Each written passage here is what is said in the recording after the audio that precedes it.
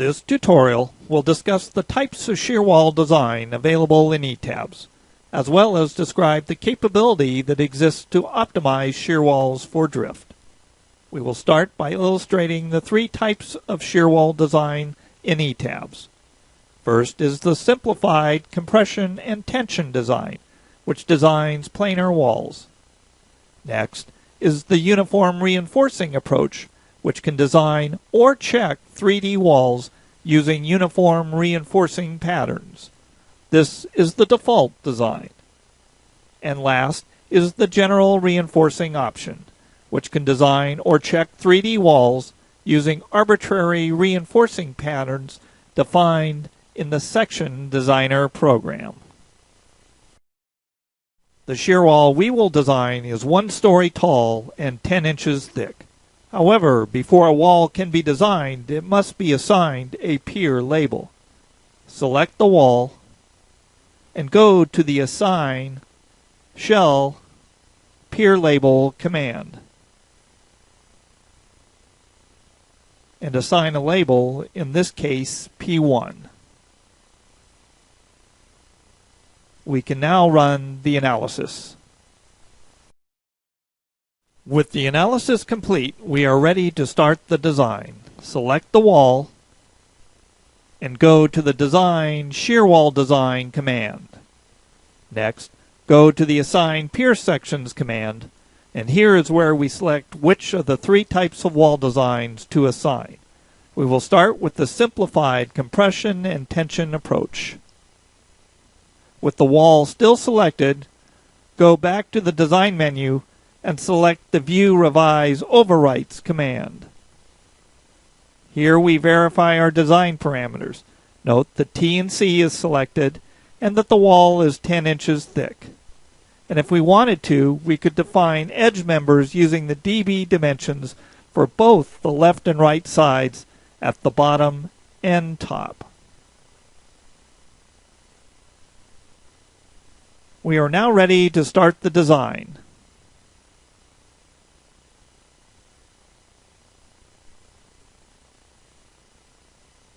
The required longitudinal reinforcing is displayed on the wall.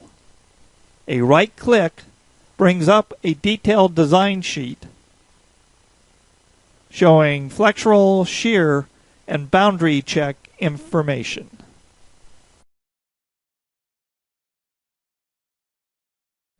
Select the wall once more and again go back to the Assign Pier Sections command. But this time select the Uniform Reinforcing option. In the form, you can specify the distributed uniform reinforcing and the end bars, as well as whether the wall should be checked or designed. We will select the checked option. If we select the wall and go back to the View Revise Pier Overwrites command, this time the form displays uniform reinforcing as the type, the reinforcing we selected, and that it is a check. Next, we rerun the Design Check command.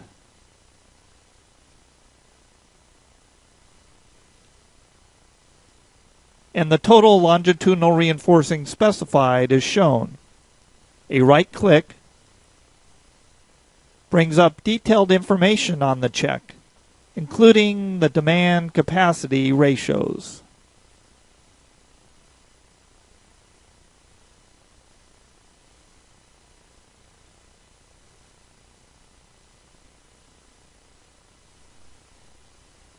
If we wanted to display the DC ratios on the model, we can do so using the Display Design Info command.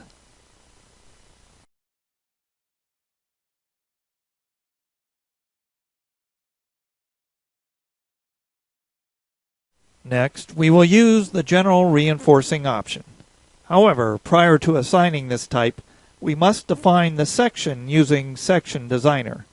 This is done through the Define General Pier Sections command. We will add a new pier section but we will base it on the existing P1 wall pier geometry. Click on the Section Designer button to edit or modify the section,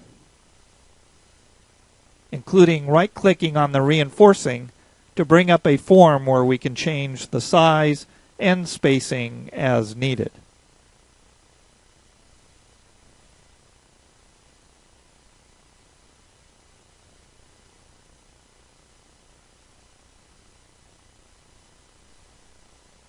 When the changes are complete, click on the OK button.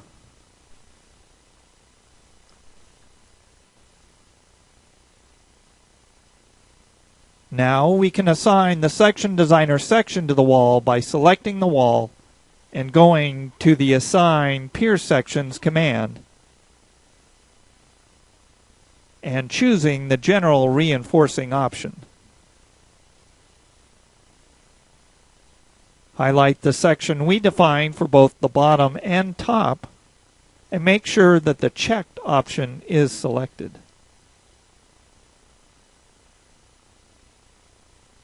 If we go back to the View Pier Overrides command, note how the form has changed to reflect our current design choices.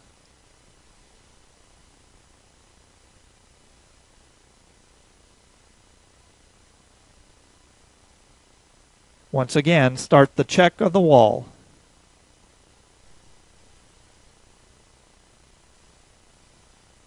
The total longitudinal steel is shown. A right-click displays the design form, including the demand-capacity ratios.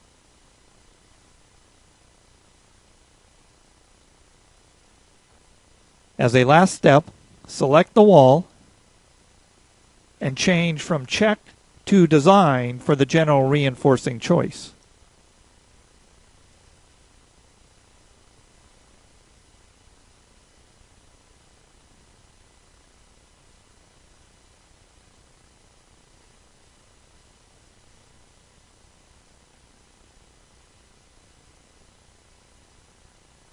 Start the design again.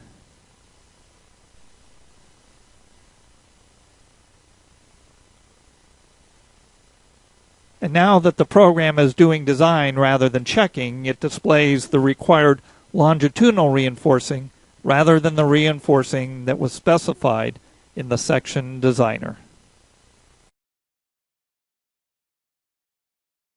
One other powerful feature that ETABS offers when designing shear walls is the ability to select the thinnest wall section that satisfies lateral drift requirements. The section is picked from an auto-select sections list that the user creates, similar to what is done in steel and concrete frame design. We start by going to the Define Section Properties Wall Sections command. Here we have previously defined 7 wall sections ranging in thickness from 6 inches thick to 18 inches thick. Clicking the Add New Property button, we will name this property Auto Select and choose a property type of Auto Select List. When this property type is selected, the Modify Show Auto Select List button becomes active. Clicking on this button, we will add our 7 wall sections to the Auto Select list. Note that our starting section is the median property, which in this case is wall 4, which is 12 inches thick.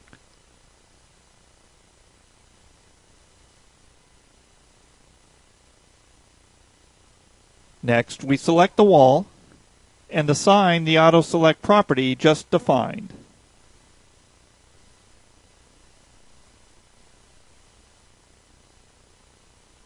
Note that wall 4, the median section, is shown on the display. Next, we will set the lateral drift target by going to the Design Set Lateral Displacement Targets command. Here we set the maximum displacement at the top of the wall to 1 inch for our lateral load case.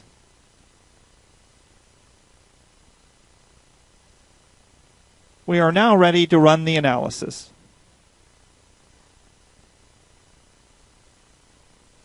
And once the analysis is complete, we can move on to design. A check of our peer overwrites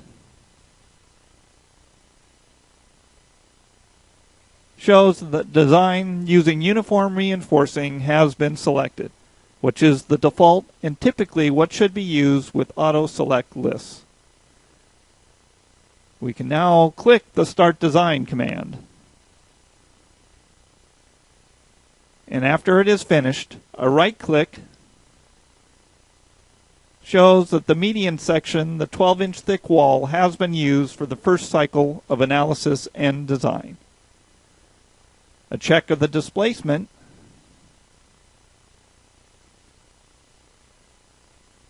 shows an X translation of 0.57 inches, significantly below our target of 1 inch, and therefore a thinner section can be used. The section thickness will not be adjusted until we rerun the analysis.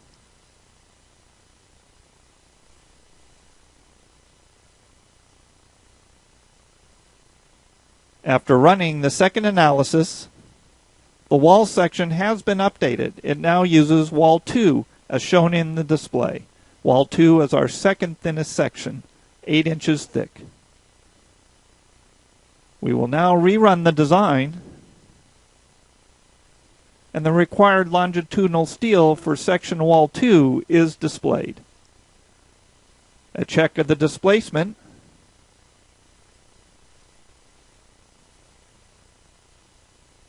shows that the X translation has increased to 0.86 inches using the thinner section.